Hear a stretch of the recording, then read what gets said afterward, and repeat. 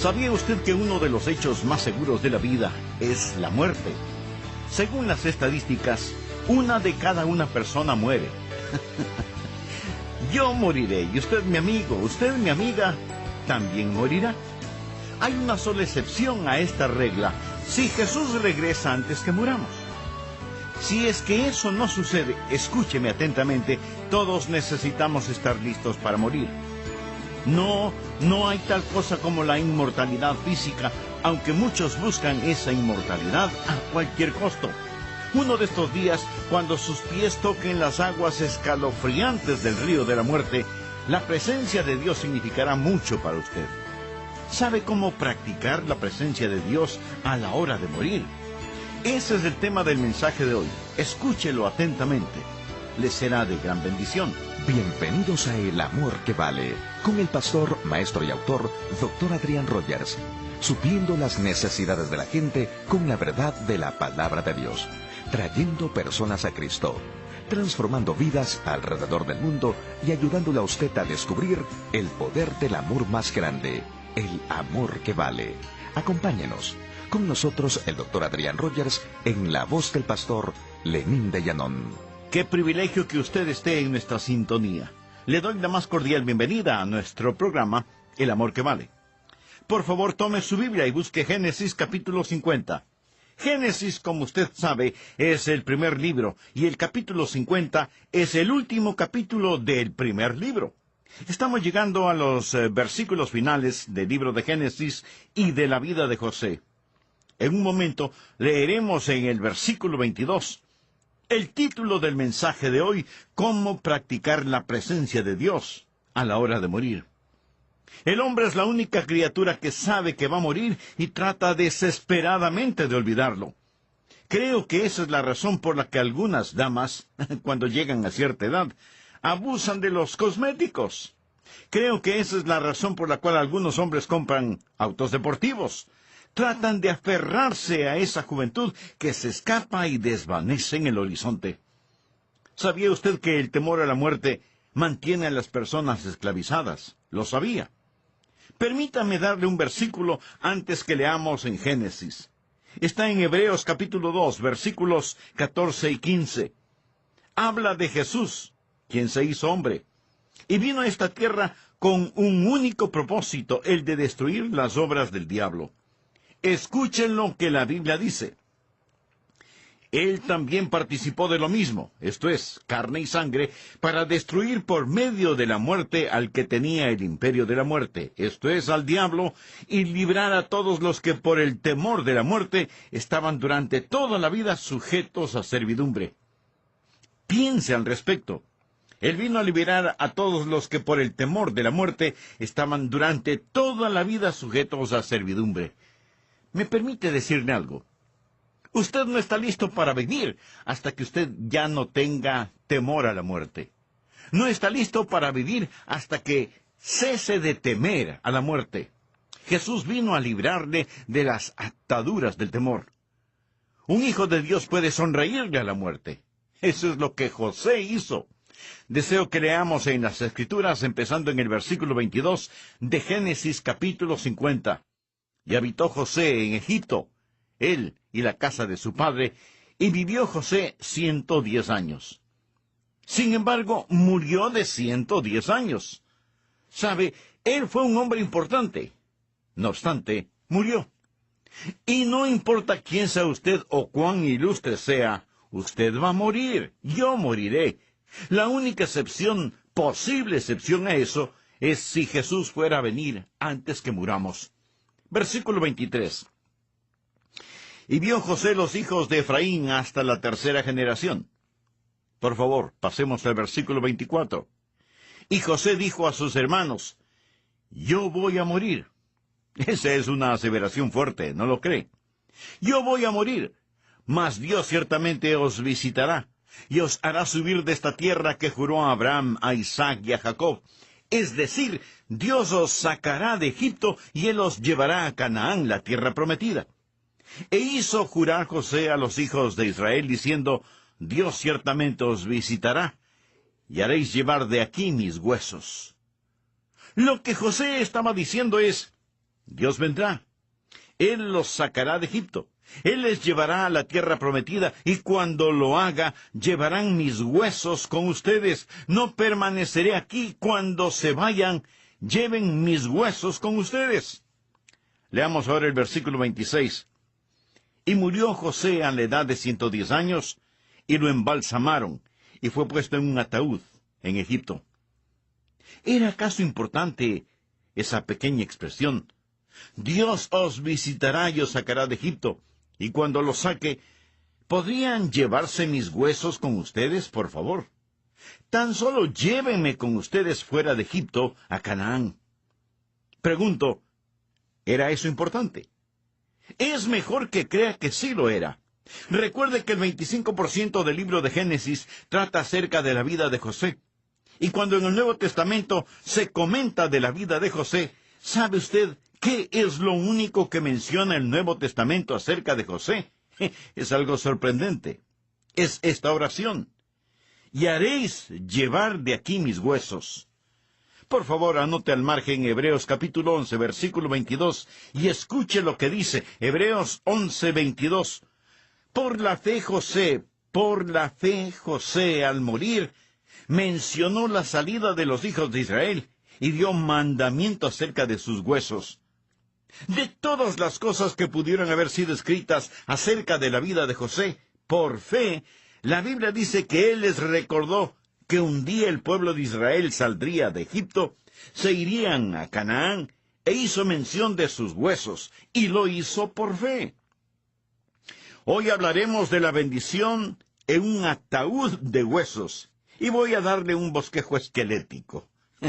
¿Está bien? Vamos a hablar acerca de la bendición que está en ese ataúd de huesos. Aquí está José diciendo: miren, yo me voy con ustedes, voy a estar muerto, pero me voy a ir con ustedes, vamos a irnos de aquí. Ya no vamos a estar más en Egipto, nos vamos. Y cuando se vayan, llévense mis huesos con ustedes. Aún está practicando la presencia de Dios. José practica la presencia de Dios a la hora de morir. ¿Le gustaría poder sonreírle a la muerte?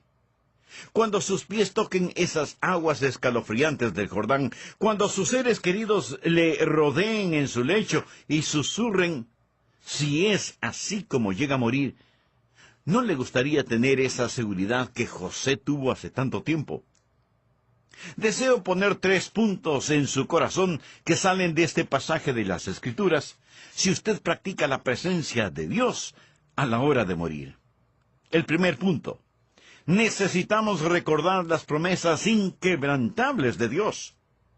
Usted no tendrá paz al momento de morir, a menos que usted se afirme en algunas promesas. Atesore esto en su corazón ahora. Permita que Dios, el Espíritu Santo, escriba esto en su corazón. Es imperativo que recordemos las promesas inquebrantables de Dios. ¿Cómo pudo José hacer esto? La Biblia dice en Hebreos capítulo 11, recuerde que fue por fe que José hizo mención acerca de salir de Egipto. Fue por fe lo que él dijo: llévense mis huesos con ustedes. Verá, José tenía la palabra de Dios. ¿Qué es lo que Dios había prometido? Escuche, más de 300 años antes que José dijera lo que dijo, Dios había hecho una promesa. Dios hizo una promesa a Abraham 3 siglos antes. Dios mencionó algo a Abraham y José lo sabía. Y esa es la razón por la que José dijo lo que dijo. ¿Qué es lo que Dios le dijo a Abraham? Anote en el margen Génesis capítulo 15, versículos 13 y 14. Entonces Jehová dijo a Abraham, el nombre de Abraham en ese tiempo era Abram. Ten por cierto, quiere decir, puedes contar con esto, que tu descendencia morará en esta tierra. Es decir, ustedes irán a Egipto, y será esclava allí, y será oprimida 400 años. Mas también a la nación a la cual servirán, juzgaré yo, y después de esto saldrán con gran riqueza. Esto es lo que Dios prometió. Abraham, haré una nación grande de ti. Pero tus descendientes irán a un lugar, una tierra que no es de ellos. Estarán allí por 400 años. Después que habiten allí por 400 años, van a salir de allí. Y cuando se marchen de ese lugar, ellos saldrán con muchísimas riquezas. José sabía esto. Y esa es la razón por la que José dijo lo que dijo. Por fe. Su fe estaba cimentada en la promesa inconmovible e inquebrantable de Dios. Desea poder sonreírle a la muerte. Usted quiere practicar la presencia de Dios a la hora de morir. Entonces, recuerde las promesas inquebrantables de Dios. ¿Y qué es la fe? Permítame decirle lo que es la fe. Fe no es pensamiento positivo. A mí me gusta el pensamiento positivo, pero eso no es fe. Fe no es seguir una corazonada. Algunas veces las corazonadas son buenas, pero eso no es fe. Fe no es el esperar lo mejor. Yo espero que usted espere lo mejor. Eso no es fe. Fe no es un sentimiento de optimismo. Me encanta el optimismo. Pero eso no es fe. Fe no es autoconfianza. Eso está bien si es que su confianza está primero en el Señor. Fe no es el desear algo. Entonces, ¿qué es fe? Fe es recibir una palabra de Dios y creerla. Hebreos 11:1 dice, es pues la fe la certeza de lo que se espera, la convicción de lo que no se ve. Esa palabra, esperar, no quiere decir tal vez o a lo mejor. Esperar en la Biblia significa una seguridad sólida como la roca basada en la palabra de Dios. La segunda venida del Señor se la identifica como la esperanza bendita.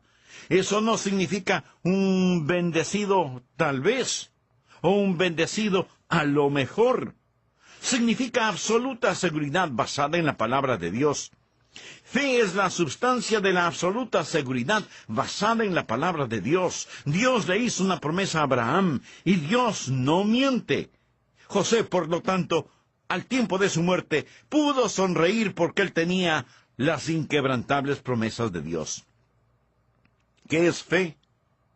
Mi amigo, fe no es nombrarlo y reclamarlo. Usted no lo puede reclamar hasta que Dios lo haya nombrado. Fe es permanecer firmes en las promesas de Dios.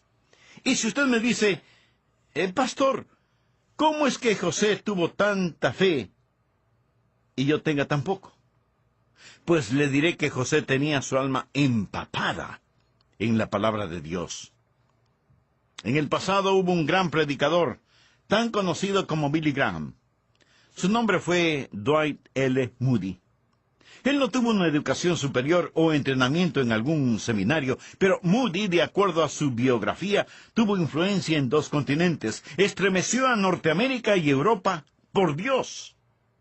Moody fue un hombre de gran fe, y cuando dio su testimonio en relación con su fe, él dijo, yo quería fe, y oré por fe, pero mi fe no crecía.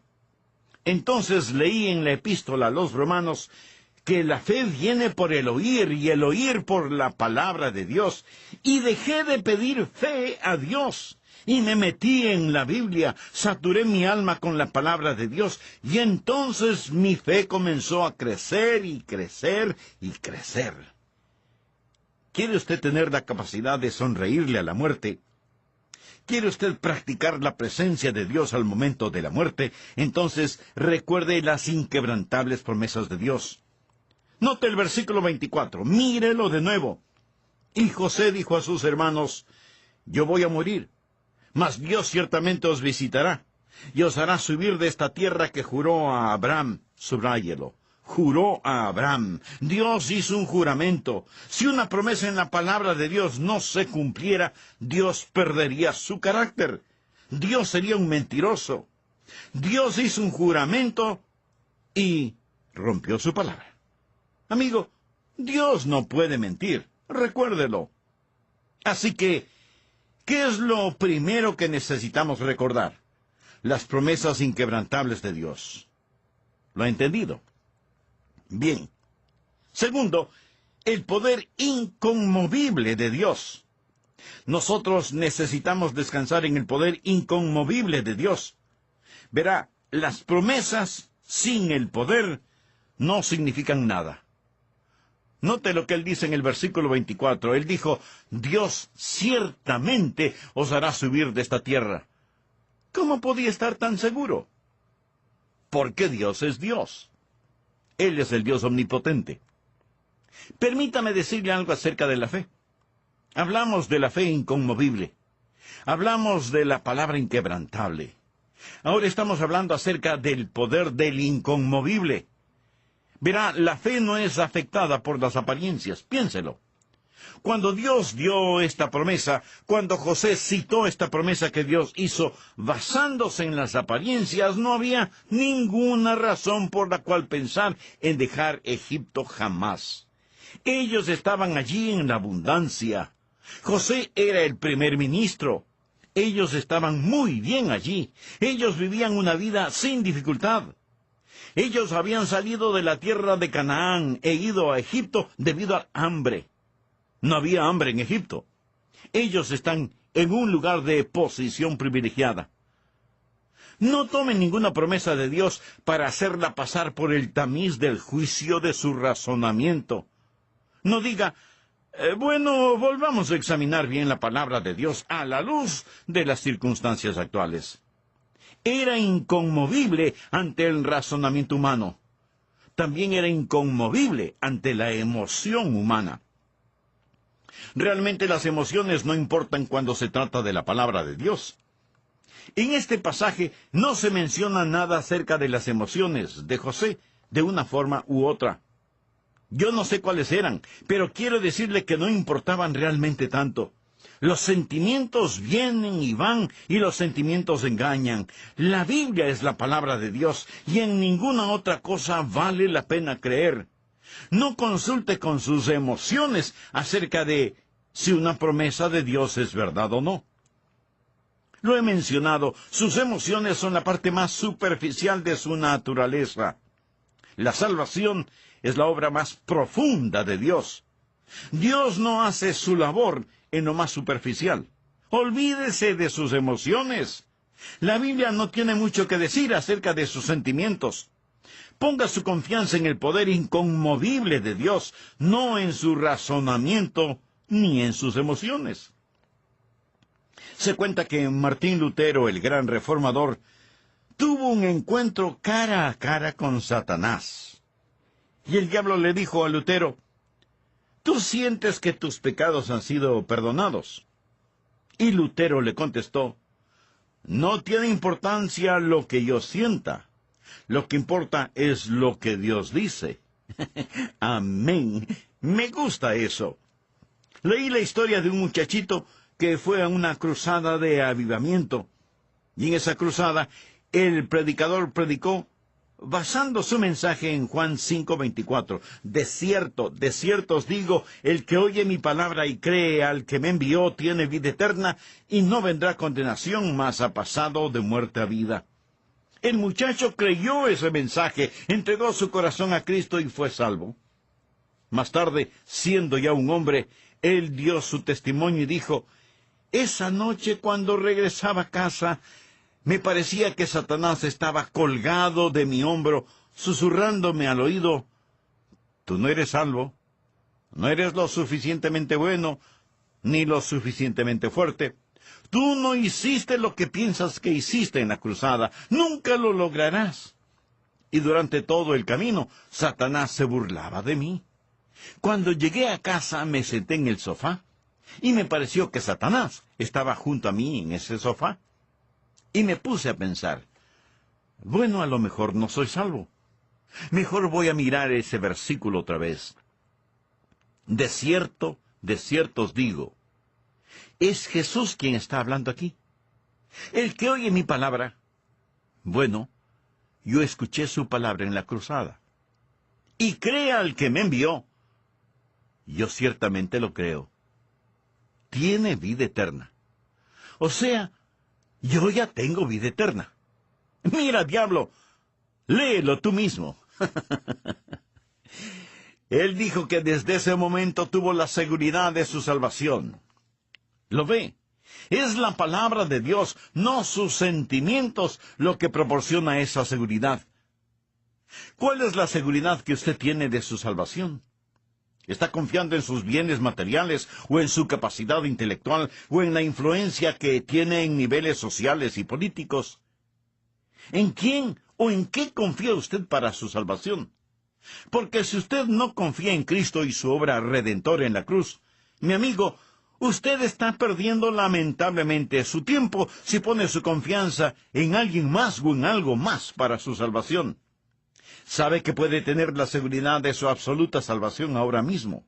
Solo tiene que reconocer su necesidad y orar de la siguiente manera: querido Dios, gracias por hacerme entender que mi salvación está solamente en ti. Reconozco que soy un pecador y que necesito tu misericordia y tu gracia. Sé que tu Hijo Jesucristo puso su vida en la cruz del Calvario para perdonarme y salvarme. Y con profunda gratitud, Señor Jesús, te invito a que vengas a mi corazón y mi vida. Perdóname, límpiame, sáname y sálvame. Te recibo como mi Salvador y mi Señor desde ahora y hasta cuando tú me llames a tu presencia. Mientras tanto, ayúdame a vivir de tal manera que mi vida transformada toque otras vidas y todas sean para tu honra y gloria. Lo pido en tu santo nombre. Amén. Si hizo esta decisión por Cristo, le invito muy cordialmente a que nos escriba al respecto. Queremos compartir su alegría espiritual y tener el gozo de poder orar por usted y su nuevo caminar como creyente en el Señor Jesucristo. Apreciado amigo, amiga, nos agrada escucharte usted.